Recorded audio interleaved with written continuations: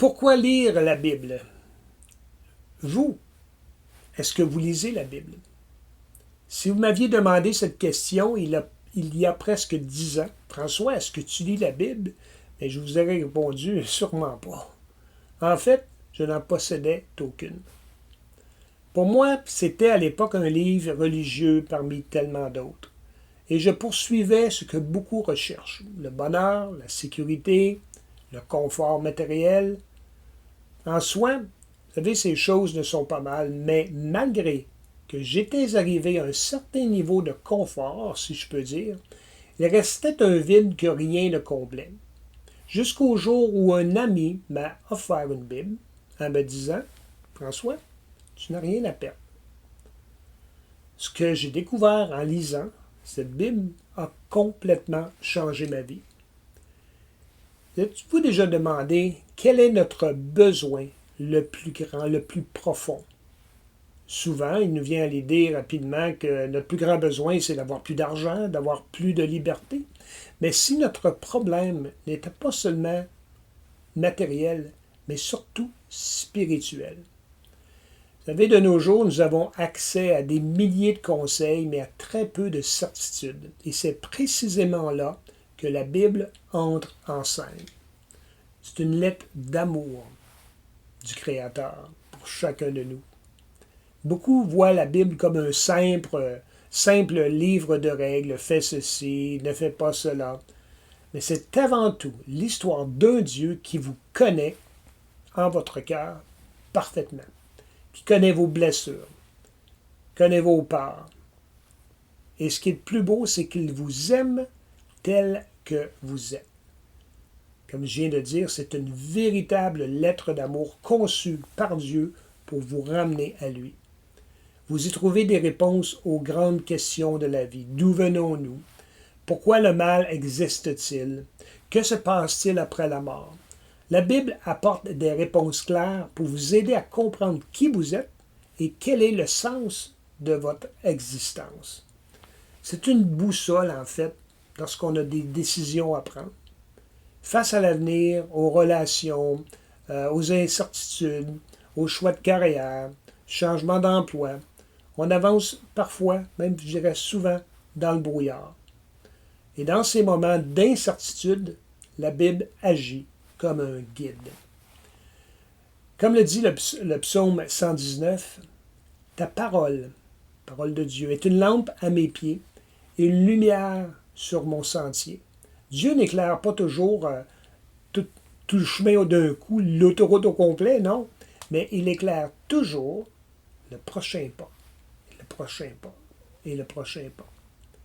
La Bible ne fait pas que donner de l'information, elle transforme votre cœur. Elle expose nos motivations et nous conduit vers une vie meilleure. Ce n'est pas seulement une amélioration en surface, c'est un changement intérieur profond. Pourquoi lui faire confiance malgré ce que je viens de dire? C'est une question très légitime. La réponse, l'histoire, confirme les événements bibliques. L'archéologie valide aussi les lieux qui y sont mentionnés, et des centaines de prophéties sont accomplies avec une précision remarquable. La Bible ne demande donc pas une foi aveugle, elle invite à examiner toutes ces preuves. Le cœur du message, quel est le cœur du message que la Bible veut nous donner? Simplement, Jésus-Christ. Du début à la fin, c'est tout au sujet de Jésus-Christ. Ce message central de la Bible ne se résume pas à des principes de sagesse. Le cœur de la Bible, c'est Jésus-Christ. Elle enseigne que notre plus grand problème, c'est notre séparation d'avec Dieu. Mais la bonne nouvelle, c'est que le pardon et la vie éternelle, notre réconciliation avec Dieu, c'est gratuit. Par la grâce de Dieu, en mettant notre foi en Jésus-Christ. Cette semaine, si je peux vous faire une suggestion, si vous n'avez jamais lu la Bible, supposons que vous n'avez une, mais vous ne la lisez pas. Par exemple, vous n'avez pas de Bible, comme moi à l'époque, Vous pouvez toujours en acheter une ou même gratuitement aller sur Internet et vous y aurez accès. Mais si vous n'avez jamais lu la Bible et que vous voulez vous aussi découvrir par vous-même le message de Dieu pour vous, je vais vous proposer un défi très simple pour les 7 prochains jours. Et comme un ami m'a déjà dit un jour, je vais vous dire la même chose, tu n'as rien à perdre. 5 minutes par jour. Ça prend pas plus longtemps que ça. Le meilleur, probablement, lorsqu'on commence, on ne sait pas trop, le téléphone n'est pas... Non. Le mieux, par expérience, trouvez un endroit tranquille, chez vous, un moment, la journée, le matin, le soir, et consacrez 5 minutes, ce court moment, à la lecture. Ce n'est pas long, mais l'important, c'est d'être régulier. Faites-le pendant 7 jours, 5 minutes par jour, si possible à la même heure. Donc, c'est comme, je prends note de ça et ça fait partie de votre tâche de la journée, si vous voulez. Et avant de lire, priez.